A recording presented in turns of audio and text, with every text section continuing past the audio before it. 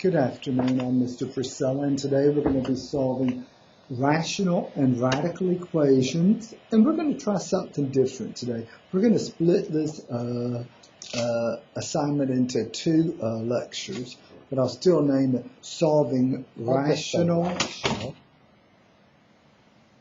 and Radical Equations. But you're not doing radical. I'm going to start them Oh, okay. if I have time.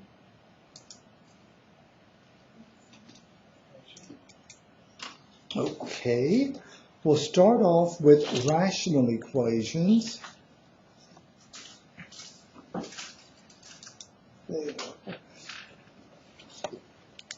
A rational equation, well, first of all, a rational number is a number that can be written as a fraction, one integer over another integer. So I'll say a number written as a fraction.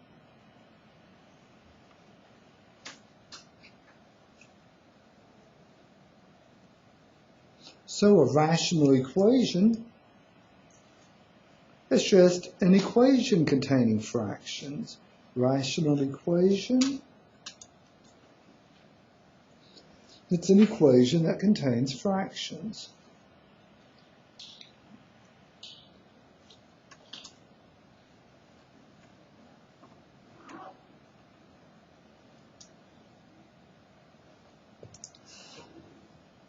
So we're going to start off, this reminds me of that last problem we did in the previous assignment where, that looks like a mess, doesn't it? But here it is. It was a fractional equation, and we went through multiplying by whatever it took in order to cancel out all the fractions. Well, we're going to use that same concept here, but the difference is that we're going to have variable expressions appearing in the denominators, not just a single number. You were going to say something, Tony?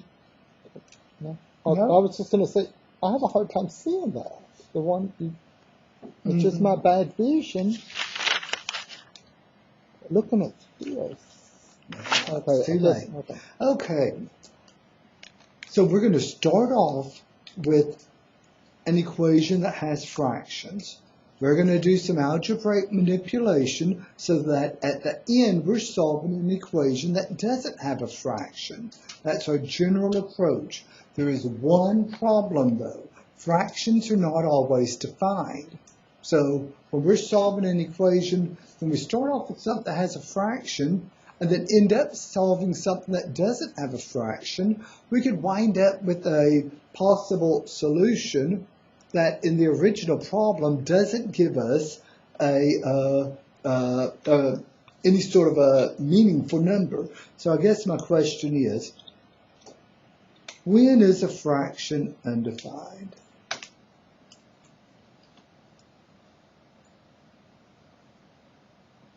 When is a fraction undefined?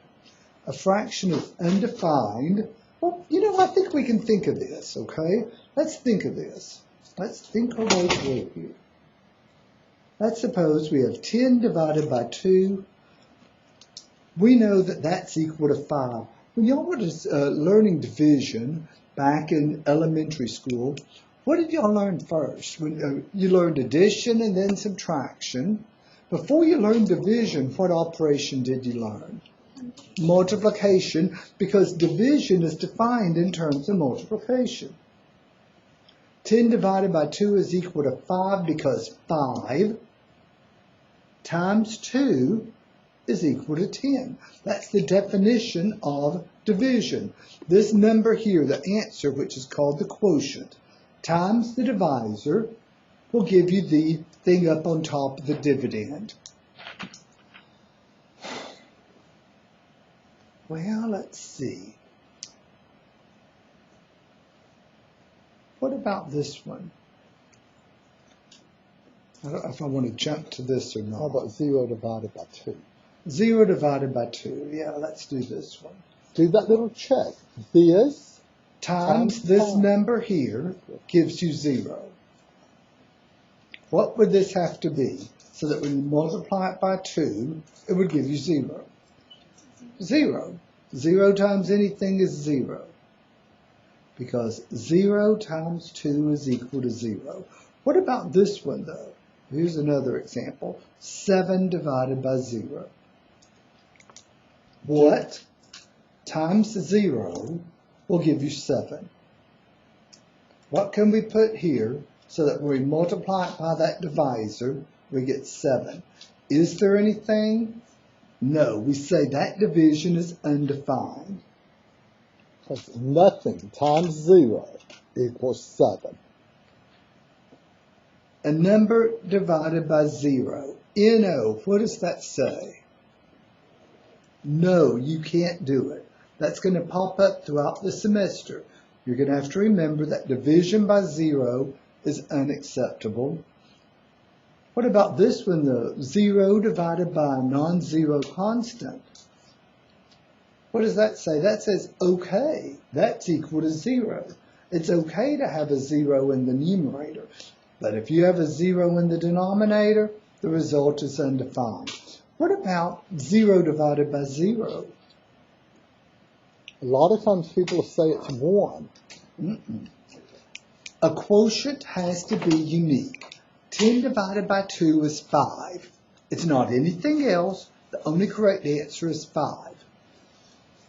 So the answer, if your division is defined, that quotient has to be the one and only one correct answer. What times 0 will give you 0? Well, 0. What else? 50 million, 1, 7/3. Anything times 0 is equal to 0. We say this is undefined because it's not unique. Because, I'll say undefined because anything Times 0. times 0 is equal to 0. It's that uniqueness that's messed up here. So for your purposes, here's what you need to remember. Never let a denominator be 0. And the first questions, remember, we're going to start with an equation with fractions. We're going to do some manipulation and ultimately wind up solving an equation that doesn't have any fractions. I remember back in the 80s when TI was just really coming out with a lot of calculators, and this teacher, colleague, told me, not here, at another school, said they were going to write Texas Instruments because they have an error. He punched 0 divided by 0 into his calculator, and it didn't give him 1. And I thought, oh my God, why are you teaching math? But look at what it tells you. Error, divide by 0. You cannot have 0 in the denominator of a fraction. There's 2 error messages that this type of calculator will give you. One of them, divide by 0. The other one, unreal solution. We know the square root of negative 25 is a 5i. This calculator works only with real numbers. Error, non-real answer. So if you get the thing, error, non-real answer, that means the answer is imaginary. If you get that error, what was it say, divide by 0, that means you have a 0 on the bottom of a fraction. Those are the 2 error messages that'll pop up. You know, I think, I'm going to go to a new page. Let's look at number 1 from this assignment. Number 1, they're not asking you to solve the equation. They're just saying, okay, what numbers, if you were to solve this equation, what numbers could you possibly get that would not be acceptable solutions? In other words, they're asking, when are these fractions undefined? Let me write down the problem. This is 7 over 5x plus 1 minus 1 over x minus 3 is equal to 0. What values of the variable cannot possibly be solutions for the given equation without actually solving the equation? Hey, let's make sure I didn't miscopy. Okay. And switching back here. Okay. Well, I see two separate fractions. I know that neither of those denominators can be 0. That's when a fraction is undefined. So 5x plus 1. We can't let that be 0. Well, solve that as if it were just an equal to. If I were trying to get x by itself, what would I do first?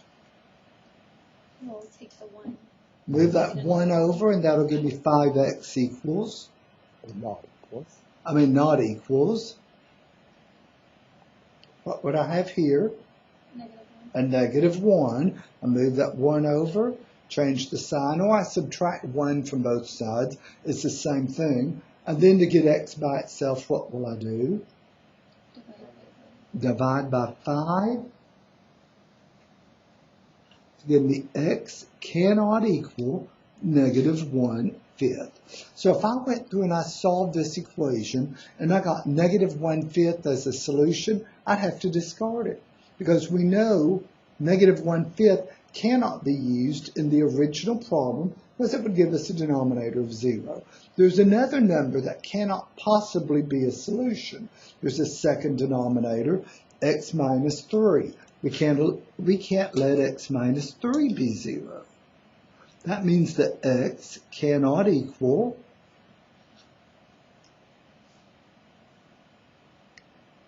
moving that number over. We're going to get that x cannot equal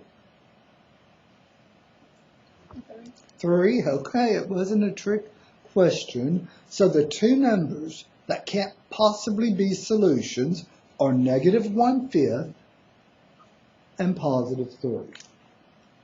Suppose I solved that equation and got 50 as a solution. Is 50 okay? Yeah. 50 doesn't give us a denominator of 0. Suppose I solved it and got a solution of 1/2. Would 1/2 be okay? Yes, the only numbers that could not possibly be solutions, and if we found them as solutions, we'd have to discard them, would be -1/5 and +3. And so if you like a 3 is easy to do. If you plug a 3 in for x, you're going to have a 1 on top and a what on the bottom? 0. I agree. So let's go type these in. Realize we haven't solved the equation. All we're doing is just answering what numbers can't possibly be solutions. Okay, when I type these numbers in, well, it still didn't. You got to put a comma separating them. Make sure you do not put the comma down there in the blue box with the 5. There shouldn't be commas in the bottom of a fraction. So what do we do with the 7 and the 1 on top? They have nothing to do with whether a fraction is undefined or not. Switch back. But Well, type these answers in. Okay. Suppose this problem had said 7x on top and 15 on top there. Would any of this answer change? The numerator has no impact on whether a fraction is defined or not, only the denominator. You can't have a bot. The number up there on top can be anything. The thing that we can't allow is a 0 in the denominator. Just like right here, it doesn't matter. That 7 isn't special. It could be any number, and it'd still be undefined. Let's look at number 2. Same instructions. They just want to know. They're not asking us to solve the equation yet. They just want to know what numbers cannot possibly be solutions if we were to solve this equation. Two of them are pretty easy to figure out. 1 over x minus 3 plus 1 over x plus 1 is equal to 1 over x squared minus 2x minus 3. Realize the numerator, switch over, but let me make sure I don't miscopy it. Let me go back. X minus 3, X plus 1. Yeah, okay, switch. Once again, all we want to know is when are these fractions undefined? The numerator doesn't matter. Up here on top, I could have had a 21 minus 5x. The answer is still going to be the same for this problem. The actual numerators don't matter. But When deciding if it's undefined. When deciding if the fraction is undefined or when the fraction's undefined. All that matters is that bottom. So we don't want the first denominator to be 0. So one number that x cannot possibly equal is 3. So there's the first number that we're going to discard. We can't let x plus 1 be 0. So x cannot equal -1. I'm not sure why I circled that whole statement there. The only thing you're going to be typing in is the number themselves. And finally, the third denominator. Every denominator that has a variable, you have to make sure that you have to make sure that that denominator is not equal to 0. X squared minus 2x minus 3 can't equal 0. I think that thing's factorable. That's quadratic equation. There's an x squared. X squared would be x times x. What do we know about the signs inside the parentheses? What do we know about the signs inside the parentheses? A negative and a positive. I'm going to go ahead and write these things in, okay? And I think for 3, what times what equals 3? 1 and 3. This is beginning to look familiar. Look at this, a 3 and a 1. This thing factors as the product of the other two denominators, x minus 3 times x plus 1. If you pull all that back out, you'll get x squared minus 2x minus 3. So are we going to pick up any other numbers that are unacceptable? We got an x minus 3 and an x plus 1. If we said x minus 3 not equal to 0, what are we about to get? Aren't we getting 3? We've already got that one, okay? So there's no new number to discard. What about the x plus 1? So it's the same numbers. These two numbers here are the only numbers that can't be solutions. If I went through and I solved this equation and I got x equals 50 million, would 50 million be okay? If I did get x equals 50 million, I would probably have messed up somewhere along the way, but suppose I did. 50 million would not be discarded. The only numbers that have to be discarded are positive 3 and negative 1. Any questions there? 3 and negative 1. 3 comma negative 1.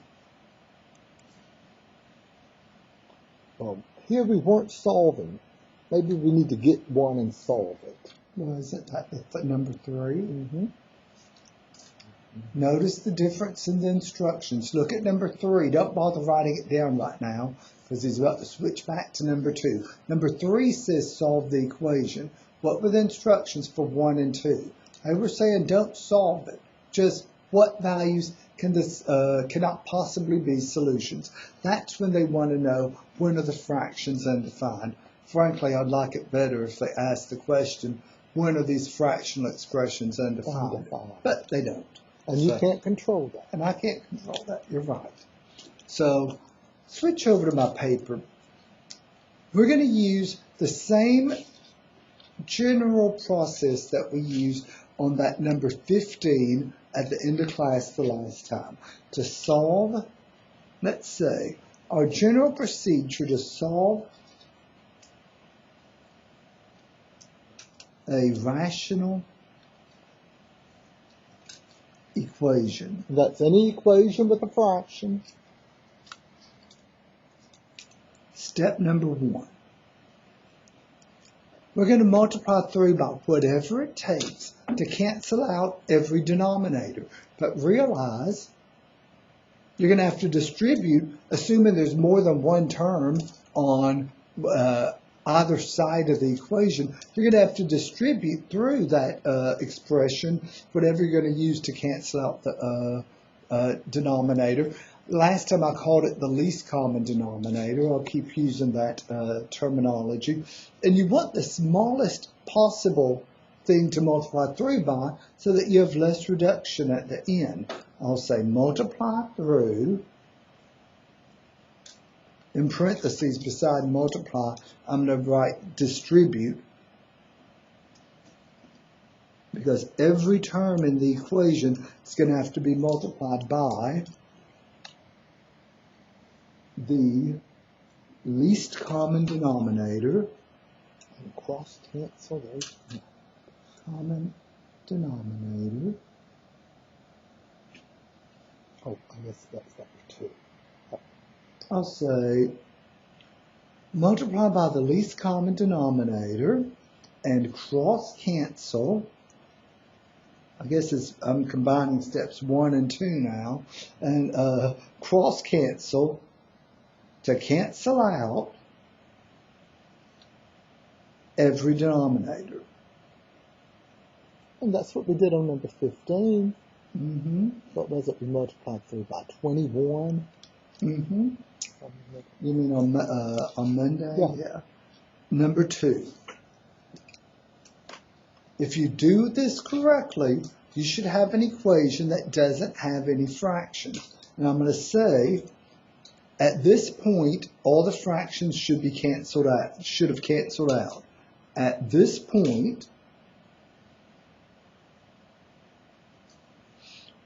all denominators should have canceled out. You said if it doesn't, then we reduce it to 1. That's right. All denominators should have canceled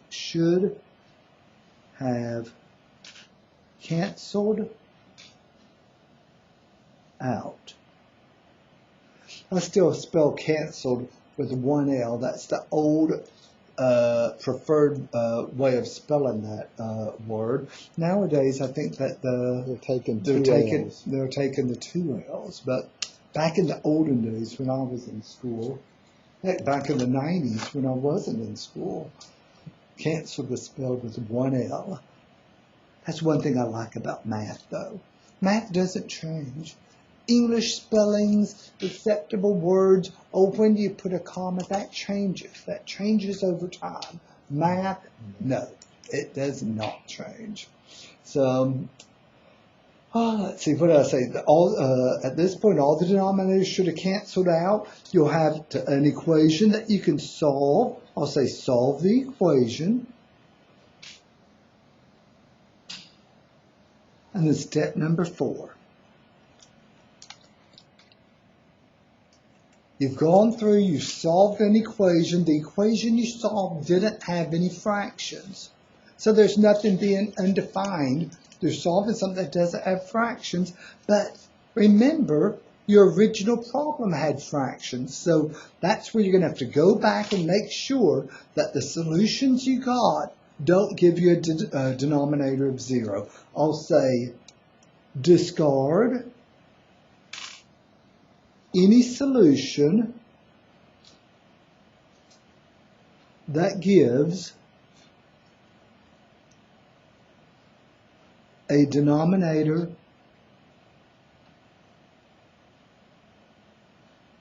equal to 0.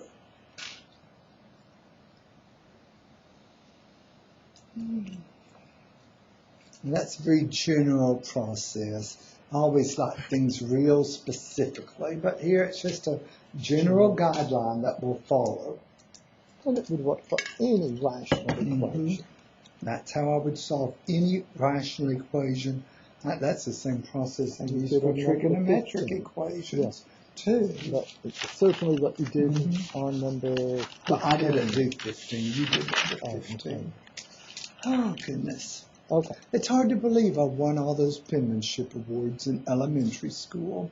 and I look at my messy writing, but it was always for cursive writing, not printing. I certainly wouldn't have won awards for my printing, but my cursive writing really used to be something. Well, let's live in the present, Tim. Let me go get my story. Smith Corona. I'm going to go get my Smith Corona and start typing. Never used a I never used a Smith Corona. I'm not that old. Okay. Let's see. Now I think we better number do number 3. Yeah. Now, talking about, as I'm writing this down, He's we're going going to to spread it out. Oh, wait, maybe write it twice. What do you think? Let me think. I think I'm going to, okay, I'll write it twice. 2x plus 5 over 2 minus 3x times over x minus 2 is equal to just a plain x, 2x plus 5 all over 2 minus 3x all over x minus 2 is equal to x. As we go through this, we're going to be discussing how do you find a strategy for finding least common denominators.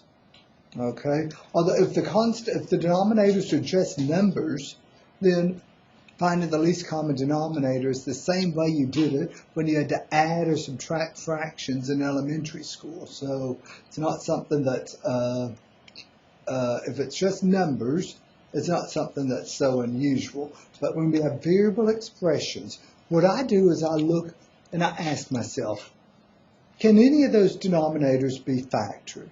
When I look at this thing here, that's just a number too. That's not an algebraic expression. I'm not going to factor that. What about x minus 2? Can we factor x minus 2? I guess you could say 1 times x minus 2, but that's it. That's all. It's written as a product, but as a product of 1. I claim that neither of these denominators can be factored. And you have to agree with my logic to understand what I'm about to say then. If neither denominators, if you have 2 unique denominators, heck, 3 unique denominators, none of which can be factored, then the least common denominator will be the product of those denominators, 2 times x minus 2. That's what you're going to multiply straight through. I'm going to have to multiply straight through by 2 times x minus 2. I'm going to have to distribute. Basically, I have 2 terms on the left side. Fractions are individual terms. 1 term, 2 terms. Then you move to the other side of the equal sign. There's a 3rd term there, that x. That means I'm going to have to multiply 3 times by 2 times x minus 2. This first term, the 2nd term, and the 3rd term. I'm distributing the LCD. I'm multiplying by that least common denominator. So I'm going to recopy the original problem. I have a 2x plus 5 all over 2. I'm going to multiply that by 2 times x minus 2 all over 1. Minus this minus right there. That's the minus I have right there. I have a 3x times x minus 2. 3x over x minus 2. I keep saying times. I have to multiply that by that least common denominator. And I'm putting it over 1 equals, I have that x. I'm going to have to multiply it by times 2 times x minus 2. All 3 terms, even the things that don't have fractions, have to be multiplied by that least common denominator. Because really what you're doing is you put the LCD here and distribute. You put the LCD here, there's only one term. There's nothing to distribute there. Now we're going to cross cancel. This first product, cancel out a 2. There and there. So we have that x minus 2, and it's going to have to be multiplied by a 2x plus 5. It's a binomial times a binomial. Notice how I'm enclosing that in parentheses. We know what we're going to have to do to perform this multiplication. What are we going to have to do to multiply x minus 2 by 2x plus 5? FOIL it out, okay? Now this minus, that minus is that minus right there. What's going to cancel in the second product? You have to cancel out every denominator. All we want left in denominators are ones that we won't show. So what's going to cancel here? Oh, the x. The x minus 2, x minus 2. So we have a blue 2 times the 3x equals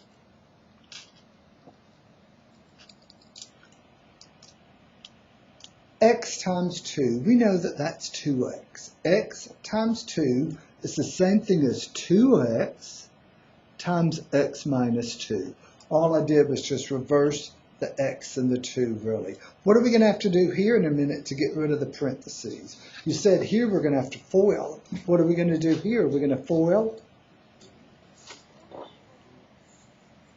What are we going to do? Distribute, I agree. So here we go.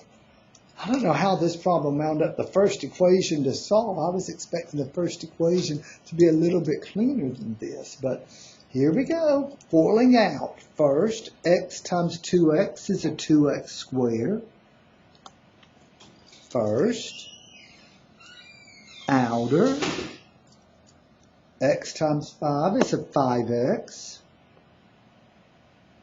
I'll let y'all tell me the inner and the last. Inner, negative 4x. I agree. Negative 2 times a positive 2x gives us a negative 4x. And last, negative 2 times negative 5. I agree with the negative 10. Now this next one's a little bit cleaner. We're going to have a negative 2 times a positive 3x. That's going to give us a negative 6x. And we distribute here, there and there. 2x times x is going to give me, okay, 2x times a negative 2 is going to give me a negative 4x. And things are finally beginning to clean up a little bit. This is the first problem we're doing, solving all the way through. I was expecting it to be pretty straightforward. I think it's about to become straightforward. I see we have x squared terms. Well, if we have x squared terms, we need to combine them all together. Let's take that 2x squared and move it over here by doing what? Subtracting the 2x squared, what's about to happen? So, I think we've gotten rid of the x squared terms. Move that over, you're subtracting 2x squared minus 2x squared. The x squared terms are gone. We're not going to have to try to factor or use the quadratic formula. We don't have a quadratic equation at this point. We have a 5x minus 4x. 5x minus 4x, we can combine those. That's just a 1x minus 10. And what have we got left on the right-hand side? A negative 4x, I agree. This is linear. All we have to do is get all the x's on one side, the constants on the other, and then divide by the coefficient. So it really doesn't make a difference whether you move the 4x over to the left or if you move the x over to the right. But I think I'm going to do the thing that minimizes the number of negatives. Experience has shown me that students mess up when there are more minus signs. What I'll do, I'm going to show what my thought process is. I'm going to go plus 4x and plus 4x. What am I going to do to this minus 10? It has to be moved over, so that's going to become a plus 10. Oops. I'm using that ink that's not very visible. Let me rewrite it in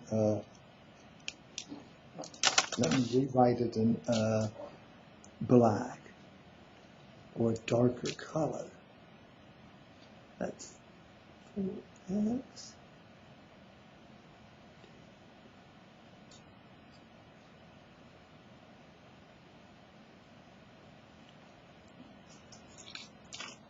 One x plus 4x. What's that going to give us? 5x.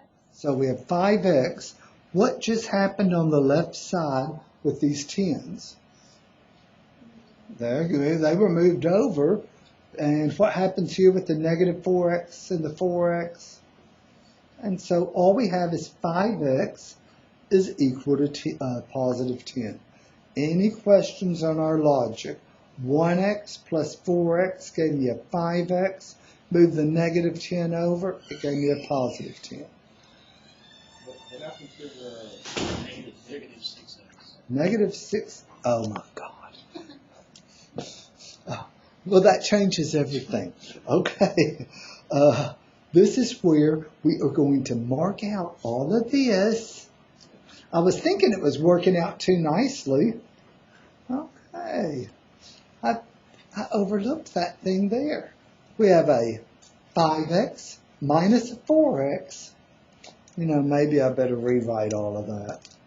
We had a 5x minus a 4x minus 10 minus 6x is equal to a negative 4x. Is that what we had after we got rid of the x squared terms? I overlooked that minus 6x. Thank you for pointing that out. Let's combine like terms. 5x minus 4x is 1x minus 6x will give me a Negative 7. 1 minus 6. I'm getting a negative 5x. 5 minus 4 is 1. 1 minus 6 is a negative 5x. And we still have that minus 10 equals a negative 4x.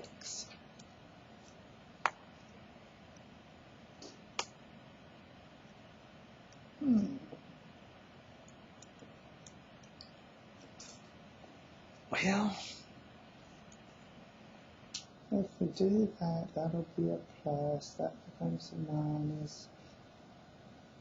Well, I'll let y'all tell me what you want to do. Do you want to get the x's on the left or on the right? On the left. Get the x's on the left. So we're going to add 4x to both sides. Adding 4x. So we have negative 1x plus 4x is, no, pardon me, negative 5x plus 4x is, I'm going to write it as a negative 1x, you'll see why in a moment, equals, instead of showing the plus 10, why don't we just pick this up and move it over, and it becomes a 10. We need x by itself. What are we going to do to get rid of that negative 1? Divide by negative 1 to give us x equals, I'm running out of, well, no, I guess I have room. 10 divided by negative 1 is negative 10. We went through, after this mishap here, where I overlooked that negative 6x, and they pointed it out to me, so we started back there. We went through and we got x equals negative 10. We multiplied and canceled out the denominators. We verified there were no denominators. We solved the equation. Now we have to discard any solution that gives the denominator equal to 0. The only solution we got was negative 10. Look back at the original problem. Well, is this denominator here? Will this denominator ever be 0? No, that's a constant number. That denominator will only be a 2. Well, what number would make this denominator be 0? A positive 2? Did we get a positive 2 for our solution? So, negative 10 is an acceptable solution. The fun thing is when I dropped that negative 6x accidentally, I was about to get x equals 2.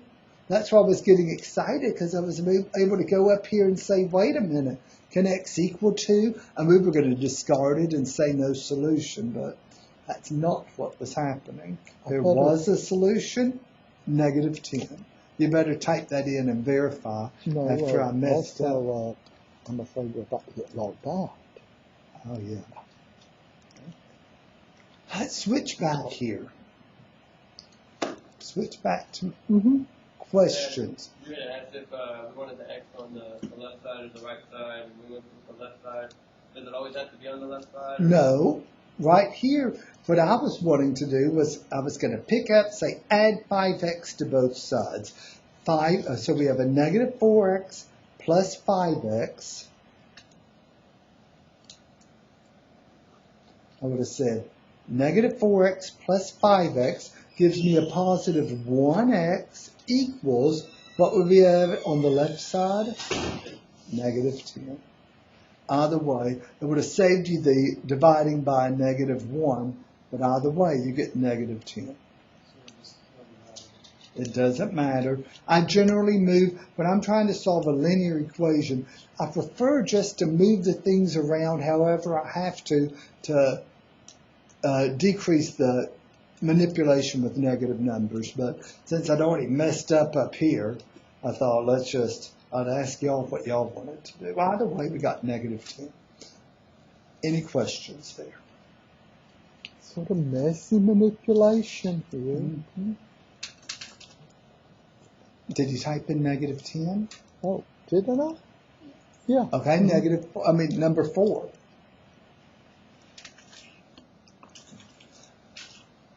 Okay, before we go on, looking at this page, and just look at this page, I want to make a note. What did I say? If you have two distinct denominators that can't be factored, your common denominator is the product. Okay, now number 4, write it down. X over x minus 2, and this time, let me write it down. Y'all don't write it down yet, okay? Look at how I'm going to write it down. X over x minus 2 is equal to, I'm spreading the problem out.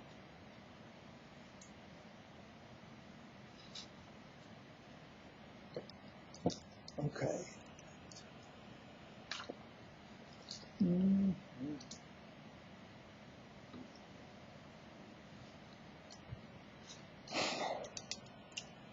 I've left some, I'm going to have to multiply. Realize there are 2 terms on the right-hand side. The fraction's one term, plus that 3's the other term.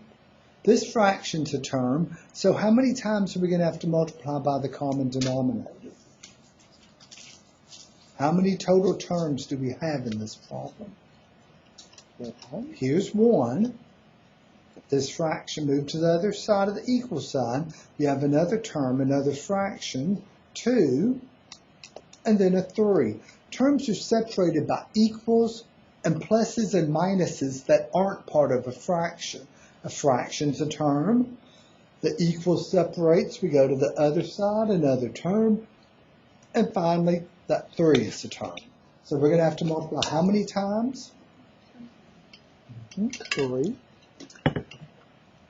In this case, we have 2 fractions, but we have the same denominator in both cases. If you have the same denominator appearing, then necessarily that's your common denominator. The LCD that you're going to be multiplying by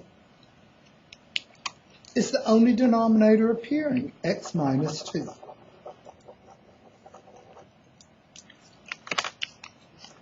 So we go through multiplying by x minus 2. I think this time I'm going to enclose in parentheses. I think that might look better. We'll multiply by x minus 2 over 1 here. We'll multiply by x minus 2 over 1 right there. And here we're just multiplying by x minus 2. I'm just messing up everything. Let me try to clean that up. That's looking even worse. A 3 times an x minus 2.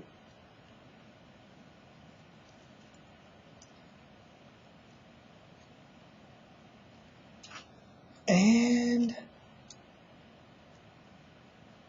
if we're doing this correctly, the fractions, those denominators should cancel out. The first product, what's going to cancel out? X minus 2 is going to cancel out.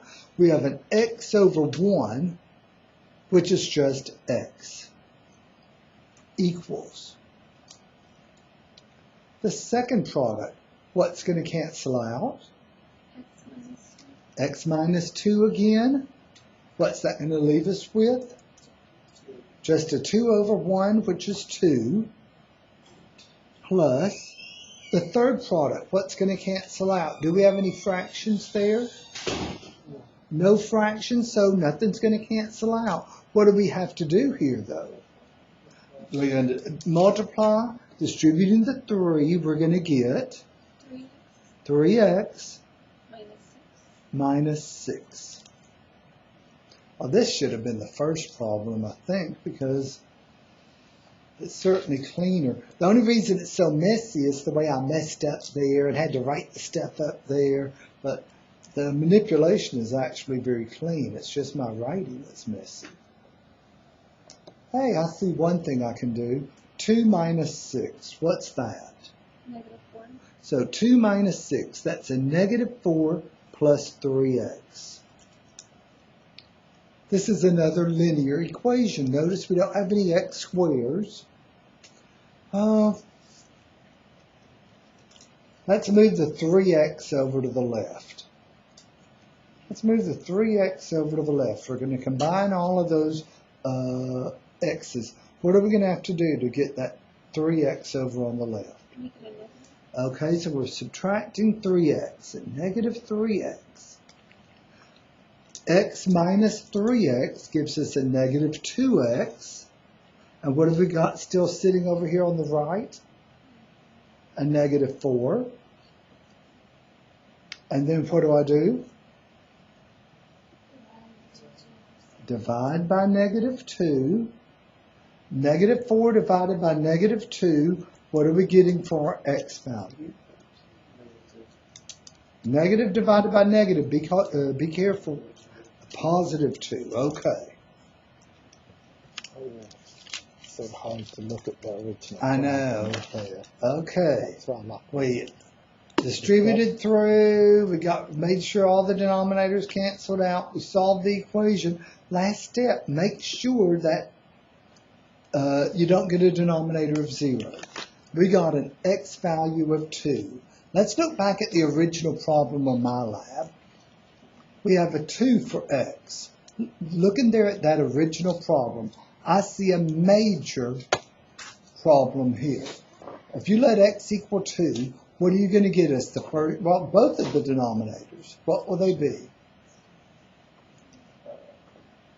X minus 2. The denominator can't be 0. Oh, wait. Let me show what you're saying. If x minus 2 can't be 0, that means x cannot equal what number? 2? Isn't that what we just got? Yes.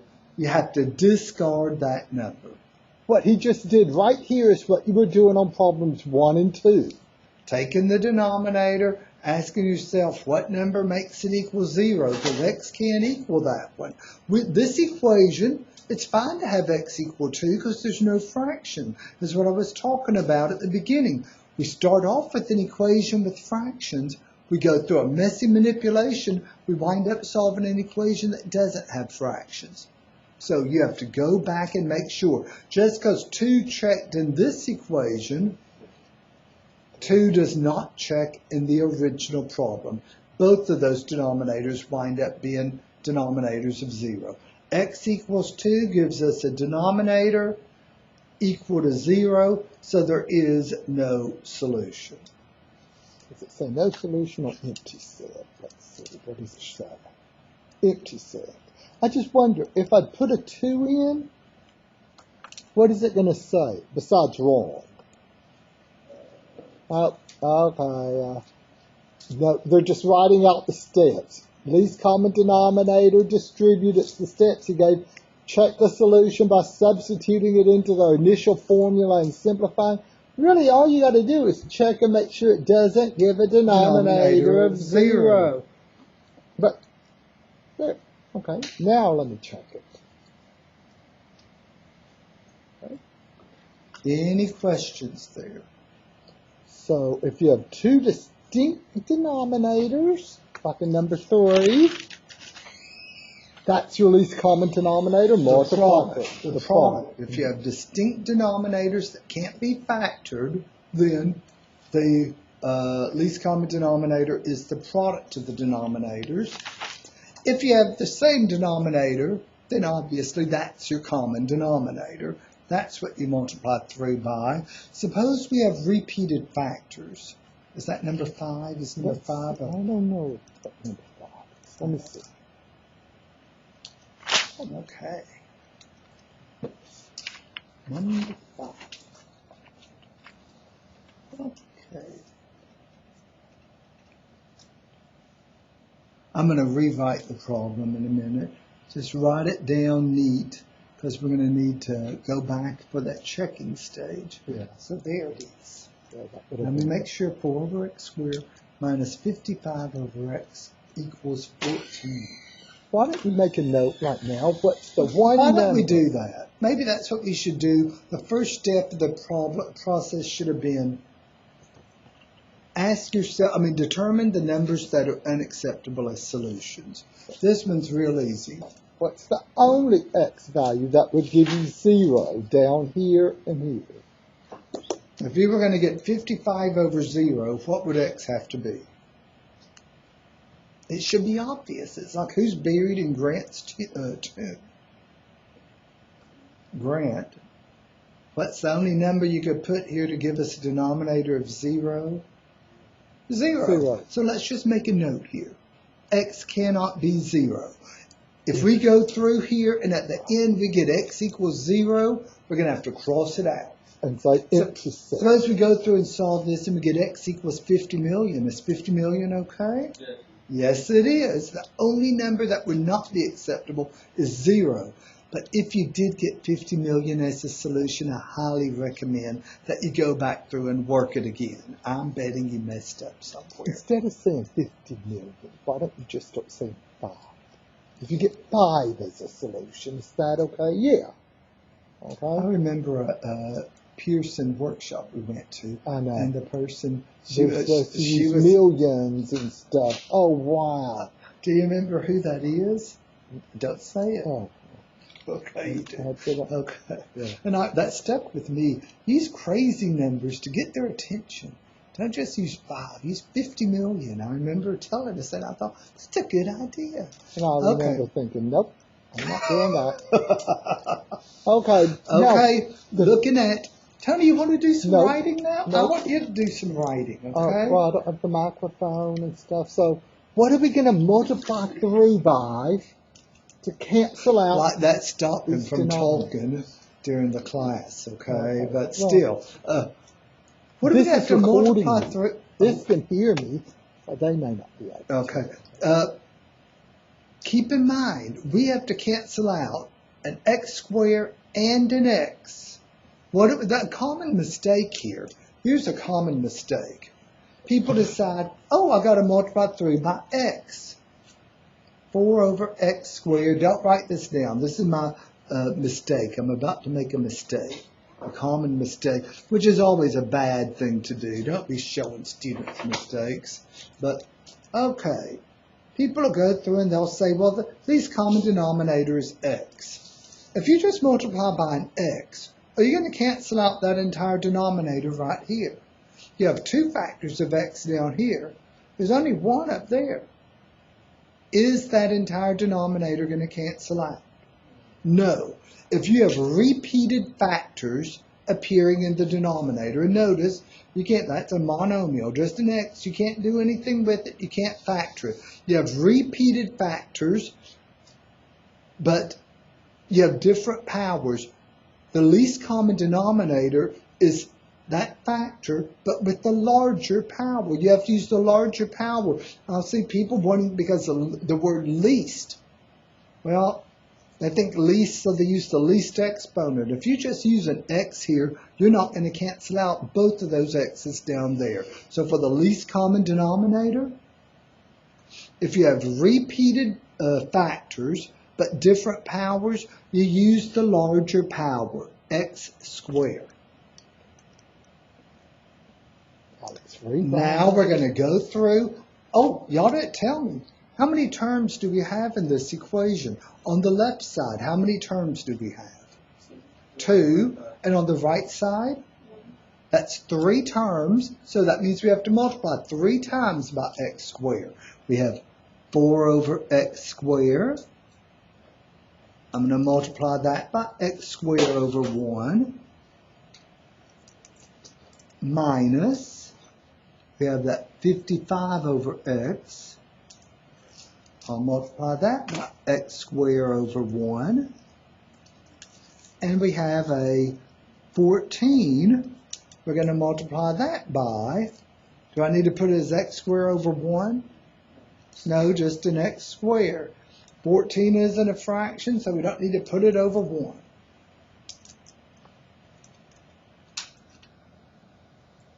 And the first product, what's going to cancel?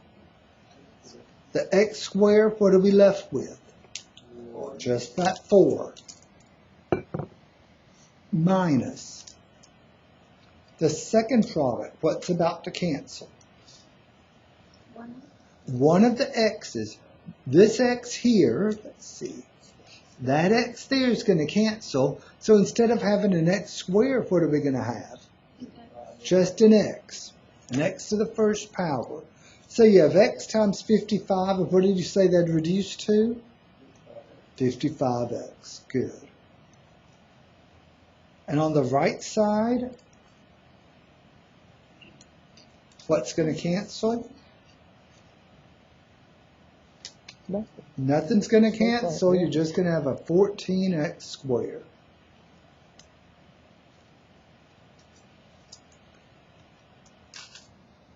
This thing is quadratic. Notice the x squares didn't all disappear. It's quadratic. So we're going to have to get it set equal to 0. Where do you think I'm going to get the 0? Be careful. Remember, what do I want my x squared coefficient to be? Positive. I saw someone saying positive. I want that to stay positive. So with that in mind, am I going to get the 0 on the left or on the right? If I'm trying to move this over to the left and got the 0 on the right, that positive 14 would become a negative 14. That's not what I want. So I agree. We're going to get the 0 on the left. We have a positive 14x squared. Let's move the minus 55x over. What's that going to give me? Positive 55. A positive 55x. Move that constant 4 over to a negative 4. And in the past, I factor this, and I see the factorization, but I believe instead of factoring, we would need to use a 1 and a 14, and we would have to use a 1 and a 4, and opposite signs, but we didn't do any quadratic formula problems where it could have been factored. And I think it's a good idea for you to see that, because if you're working through, notice it didn't say, oh, solve by factoring or anything. It's up to you. If you don't see the factorization, because most people Tony and I have been factoring for literally decades, and I can do most of these things as I'm sitting up here struggling, going through the thought process. I've already done it in my head. I don't mean to brag, but it's just a side effect of doing this for almost 40 years, if you count Baylor and SFA. Wow. I can factor very quickly, but you're not in that position, and you shouldn't spend, when you're doing your homework, you have plenty of time, okay, try to factor it, but if you can't get it factored, go to the quadratic formula. I think am I correct in saying we didn't do any quadratic formula problems yesterday that had such big numbers? Look at A and B, 14 and 55. And I don't believe that we did any that were factorable. Because if they're factorable, you're going to have to reduce it so that you have two distinct answers. So let's identify A, B, and C. What's A? 14. 14. B? 55. And C? -4. Okay. Oops, -4. And we'll rewrite the quadratic formula. What does it start with? Let's just see. -B. -b plus or minus the square root of B squared. b squared minus 4 times A times C. a times c. Good. All over 2a. Okay, that vocal minority, they remember that quadratic formula. As long as they have it written where they can see it. Okay, good. Now notice how this stuff builds. That's why people say math is hard. We were doing this stuff, solving quadratic equations the last class meeting. Here it is again, and it's going to keep building, one on top of the other. That's why the assignments are in a particular order with the prerequisite. You've got to go from one to the next.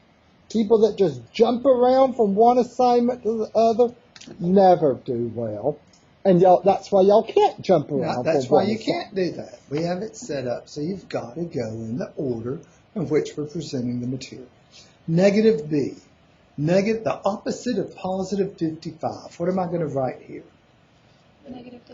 -55. Maybe Tony wants to make himself useful and pull up that calculator of his. Okay. So we have b squared. Am I correct in saying that on Monday, every one of the ones we did, we were like, oh, I can do that in my head. And we just write down the b squared. Here, what's 55 times 55? 3,025. Okay, 3,025. Can y'all read that? Minus 4 times A times C. So A is a 14 and C is a -4. Be careful, don't miss that -4.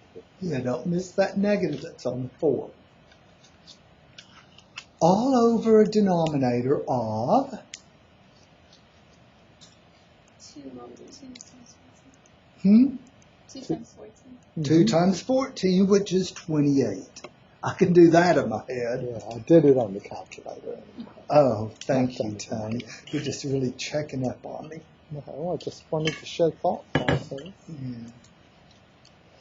Let's simplify under the square root. So 3,025 minus 4 times 14 times a -4. By the way, this key right here is the subtraction key. This is the negative key. So when I want to enter -14, I hit this. Not the minus. And look at what happens underneath that square root. Wow, it's so shocking to me. 3,809. 3809. And unfortunately, you probably don't recognize that as a perfect square. But I know it has to be a perfect square because I know this factored it thing's in my head. factorable. I can factor this in my head. And so if it's factorable, Oh, wait. that number underneath there has to be a perfect square. Punched in the wrong number. Square root of 3,809. Better be a perfect square. Wait, what have I done wrong? Wait a minute. What is that? 3025 minus 4 times 4. Oh my gosh, right here. Yeah, thanks. Y'all see that, what I did wrong? No. I've typed a 14 here. Y'all see that second set of parentheses? I put negative 14 It's instead of negative 4. Well, you know what? I'm going to just clean all of this Clean that out. off. You know, I don't like it when you have all those giblets on the calculator. 3,025 minus 4 times 14 times negative 4. Oh, don't help me. I'm going to try to do it correct this time. You see, I don't This use is the parentheses. I just go times. Well, I try to make it the way you have it written. Since you Well. wrote it with parentheses, I'll put you in between. Now let's see. Oh, okay. 32. Oh, God. Okay, I'm just going to erase that whole, I'm going to mark out that whole line there. Negative 55 plus or minus the square root of what is it? 3249. All over 28. There.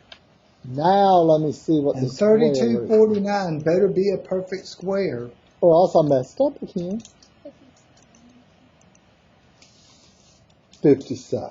Okay. So we have negative 55 plus or minus 57 all over 28. Notice, if it's factorable, then the thing under the radical, the discriminant, is a perfect square, so the expression you get doesn't have a square root appearing. You can't just leave it like that. If this thing doesn't have a square root, then you have to take the two separate cases. You have x equals, first of all, negative 55 plus 57 all over 28. I'm doing the plus possibility. Let's simplify that. What's negative 55 plus 27? No, plus 57. I mean plus 57. You have 2. There's a Or positive 2 over 28. 2 divided by 2 is 1. 28 divided by 2 is 14.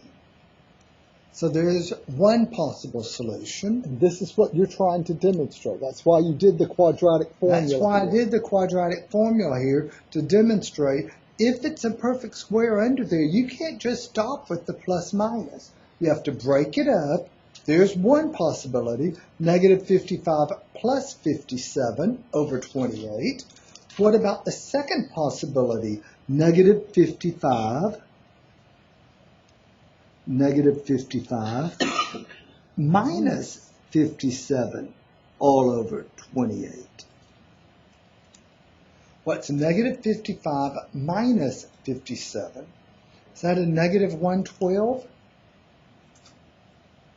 divided by 28?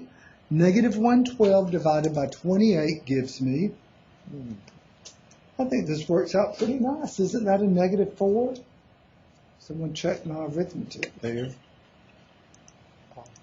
Negative 112 divided by 28. Negative 4.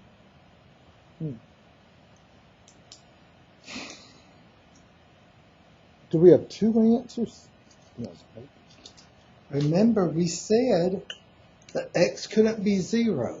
Did we get 0 as a solution? No, so both of these answers are acceptable. Positive 1/14 and negative 4. Positive 1/14. Oops.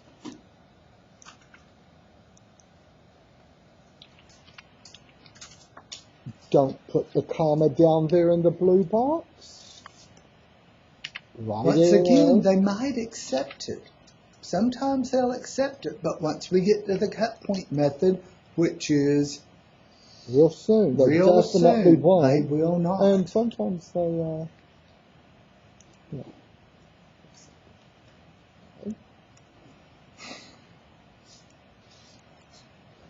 Any questions? I'm going to do a zoom out.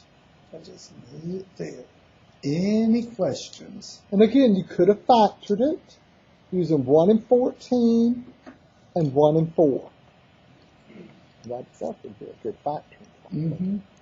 Because you can't use Oh, and 2 look at that. The way I was spotted this factor with 1 and 14 rather than 2 and 7.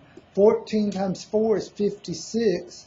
That number there is 1 away from 56. So that made me think use 1 and 14, not the 2 and 7. That's one of those tricks I use that you learn after years of factoring experience. Mm-hmm. Question? So the other day you were saying there's 4 ways to solve a quadratic equation. So what you're saying is that we could have done the first way with factoring. Factoring. We did the fourth way, which is the quadratic formula. That's Right. correct. Okay. Okay. Number 6.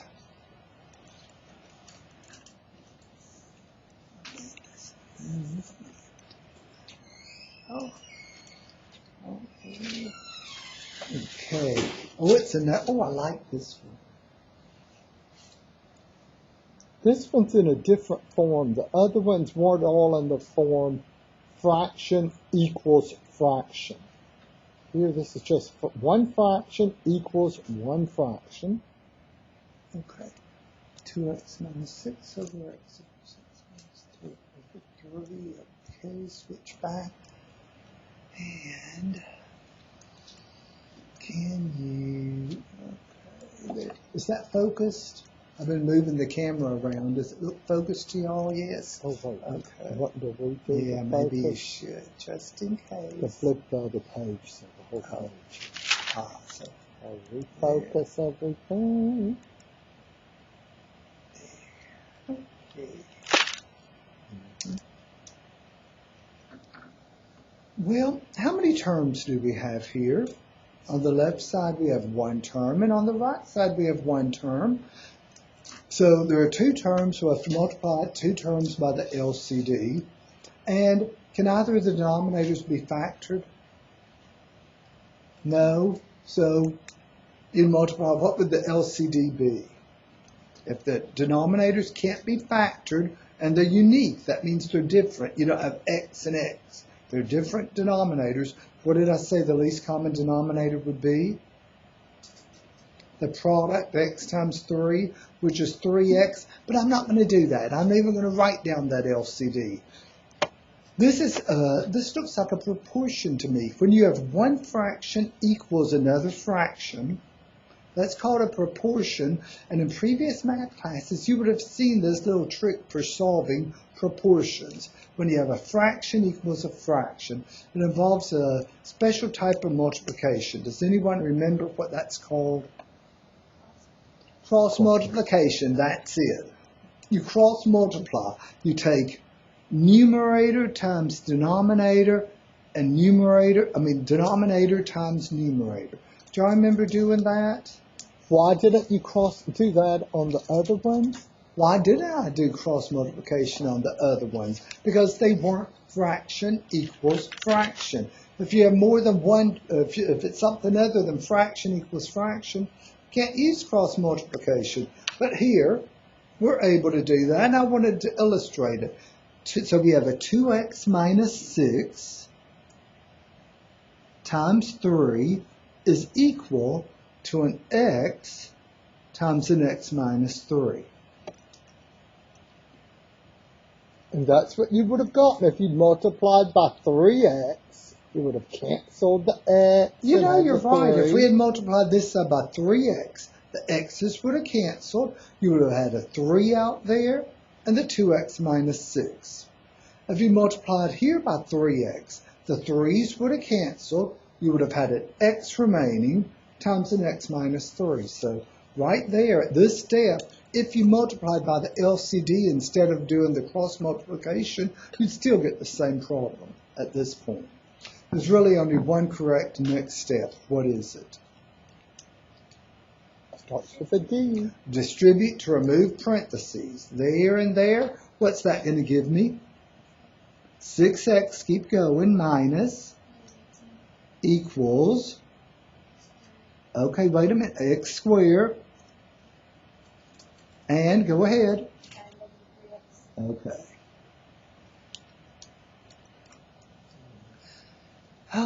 It's quadratic. That means we're going to have to get 0 on one side. Well, where do you think I'm going to get the 0? Will I get the 0 on the left or the 0 on the right? I'm going to get the 0 on the left because I want that x squared. If I move that over, instead of a positive 1x squared, what is it going to be? It'll become a negative. You don't want a negative leading coefficient. Those of you that weren't here, now my lab, they have no problem with the negative coefficients, but that makes the simplification more difficult. So my advice, you make sure that x squared has a positive coefficient, and if it doesn't, you move that to the other side so it becomes positive. Here we already have an x squared. We have a negative 3x. What am I going to have to do to this 6x? So negative 3x, taking that over, it's going to become what? A minus 6x. What's that going to give us? Negative 9x. So we have x squared minus 9x. What are we going to have to do with this negative 18 to get it over to the right side? It'll become a plus 18.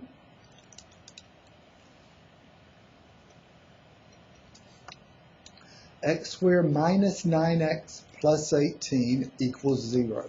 That's the thing about equality. Equality is reflexive. Even though the 0 is on the left side, I still read it as x squared minus 9x plus 18 equals 0. Years ago, I had a student that said they didn't like that 0 on the left. It gave them so much trouble. And Tony said, fine, okay, here, there. It's no longer on the left. It doesn't matter. No. So if you're one of those people that the 0 being on the left side bothers you, there, I just solved that. I think we're going to factor this, though. Yeah, let's factor it. What sort of signs will we have in there? I like the ones where I can write the signs in right off. I don't have to wait. Is this one of those where I can write the signs in right off? Yes, the last sign's a plus, so I'm going to have 2 of the first sign. That means my parentheses will each have a minus inside it. X squared. What times what gives me x squared? This is called a simple trinomial because it's just an x squared. You don't have a number in front of that x squared. So it's easy to get factored. That's why it's called a simple trinomial. What will I write here and here? X times x, okay. Now for 18, we can have 1 times 18, or I'm going to write them right here. 1 times 18, or 2 times 9, what's next? 3 times 6. 3 times 6.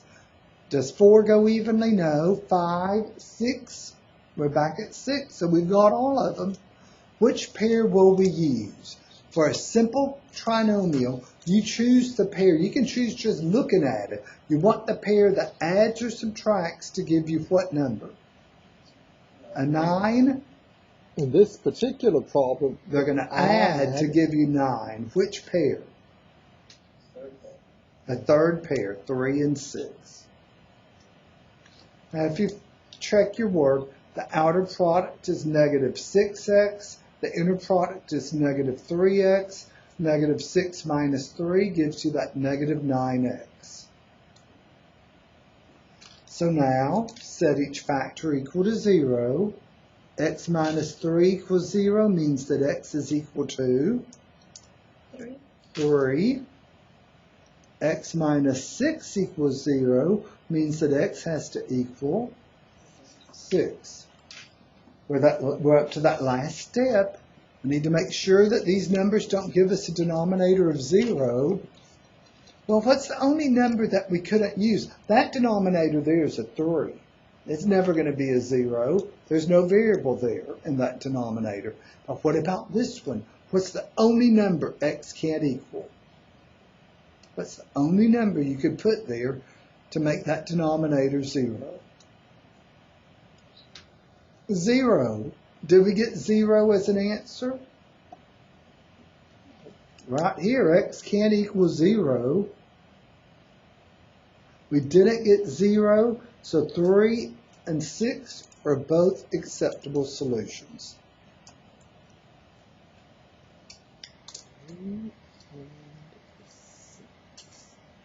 Once again, you got to separate them by commas, 3 commas 6. Any questions there?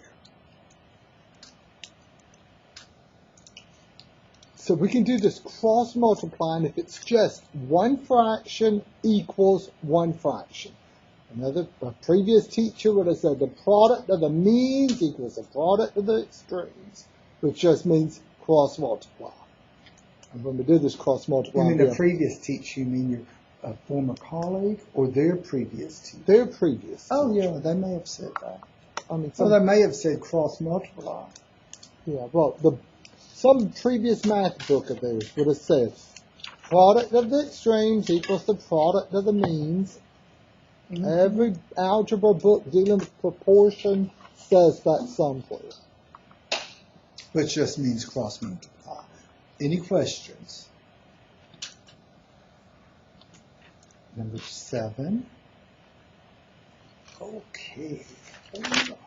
Well, I noticed one thing on here that's sort of nice. We have 2 denominators and they're both the exact same thing. So what do y'all think we're going to multiply through by here? And also notice we can't do the cross multiply. It's not fraction equals fraction. Now I was going to ask him that, but you've already told him. But well, ask him again. No. You've already told him we can't do cross multiplication because it's not fraction equals fraction. So let's switch over to let me make sure I didn't miscopy.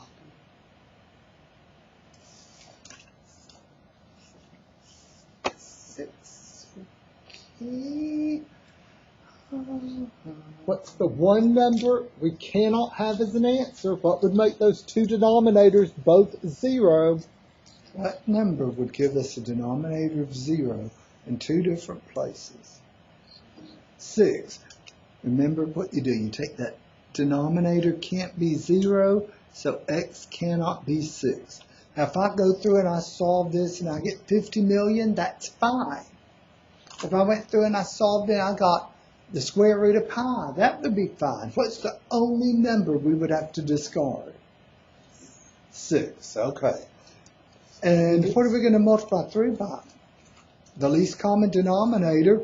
There's only one thing appearing, so the least common denominator will be that one denominator, x minus 6.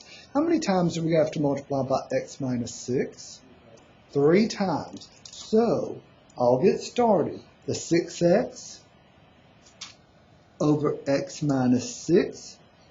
We're going to have to multiply that by x minus 6 over 1 equals, we're going to take that 9 and multiply that by x minus 6 plus that's 7x squared over x minus 6. We're going to multiply by x minus 6 over 1. Any questions on how I distributed that x minus 6 over the 3 terms? Okay, y'all start telling me.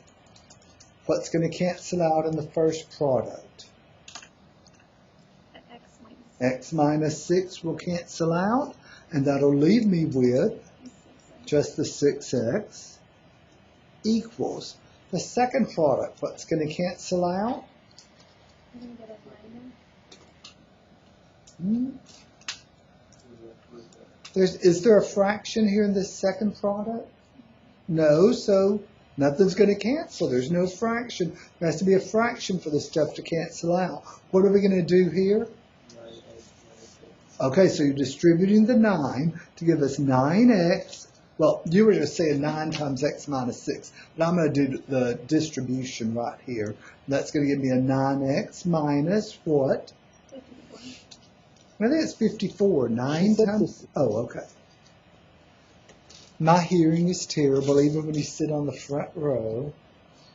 I'm still half deaf. That plus is this plus, right? That plus is this plus right here. What's going to cancel? X minus 6. What are we going to be left with? 7x squared. Any questions on that cancellation? We've multiplied through and all the denominators have canceled out. This thing is quadratic. We have that x squared there, which means we're going to have to get 0 some on one side. Do y'all think I'm going to get the 0 on the left or on the right? I'll get the 0 on the left. I don't want to pick that 7x squared and move it over because that positive 7, if I move it over, it's going to become, you don't want the x squared term to have a negative coefficient. So we have a 0 equals. I'm going to write it in descending order, get it in standard form, so we can either factor or use the quadratic formula. We have 7x squared. Hey, we have a 9x. What are we going to have to do to the 6x here? We'll bring it over. That's going to become a minus 6x. What's that going to give us? 9x minus 6x. So we have a positive 3x. We have that minus 54.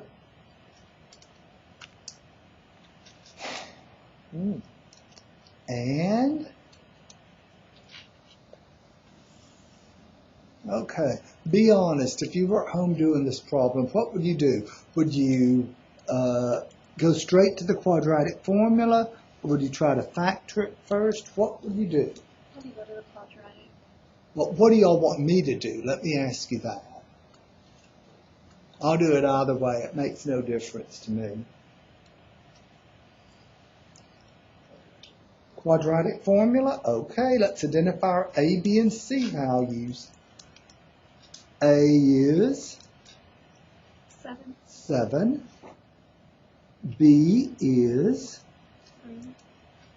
and C. Negative 54. Okay. And don't forget the quadratic formula. Let me write it down.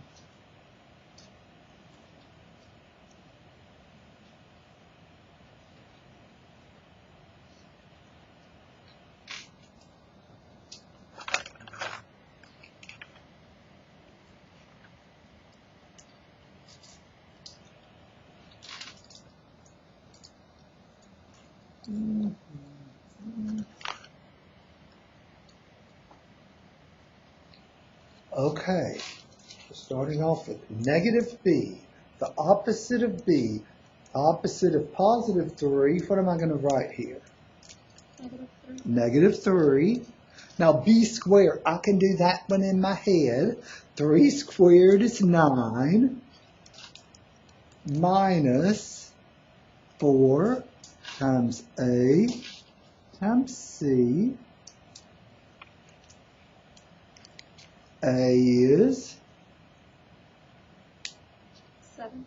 and C is negative 54. Tony, pull up that calculator of yours. I think we're going to need it. 2 times A, 2 times 7 is 14. That's not what you need to calculate. The 2 times 7. No, that's not. But he was mentioning earlier is instead of using parentheses, I could just say 9 minus 4 times 7 times negative 54.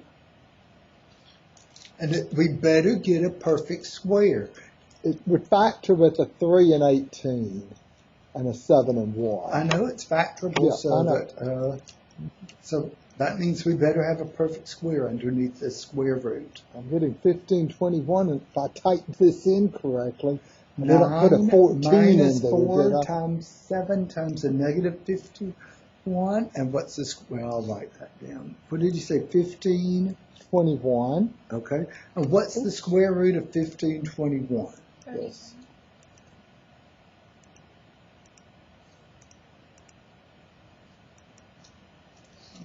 39. 39. Okay. Can I stop right here and circle this? When we were using the quadratic formula the last time, we left the plus minuses in our answer. Can I leave them like this? No. If you don't have a square root or an I in your answer, you can't just leave it. You can't stop there. Your solution will be two rational numbers. So we'll split them up. We have negative 3 plus 39. Yep. Negative 3 plus 39 over 14. And negative 3 plus 39 is 36 all over 14. We can cancel a 2 above and below. And what's that going to give us? 36 divided by 2 is 18. I agree. All over. That's 7. 14 divided by 2 is 7. On a calculator like this, if you have a fraction that you want reduced, on this particular calculator, I type in... I'm sure the 34 does it. Yeah. 36 over 14, math. Convert to a fraction. Yeah, convert to fraction. Fraction, I guess. Well, it'll reduce it to 18 over 7. And you say, well, I could divide by 2 without... Yeah, but just there is a way, if it's a really big fraction, you can reduce it. Now we're doing negative 3 minus 39 over 14. Negative 3 minus 39 is all over 14. And this works out nicely. Negative 42 divided by 14 gives me a... That goes into both of these numbers. Something bigger than 2. How about negative 3? Oh, yeah, you're right. Is it 14 times I was 3? gonna- 42? Yeah. Oh, right. okay. I was Oh, going to goodness. divide and get a 3 over 1. Well, we can't just box these answers in yet. We need to remember we can't allow our denominators to be 0. What's the only number I said that would give us a denominator of 0? 6. Did we get 6 as an answer? So here are our two solutions. 18/7 and negative 3. 18 over 7 and negative 3. 18/7, don't put a comma there. Don't do this. Okay. A comma and that negative 3 should not be in that denominator. Right arrow, comma, negative 3.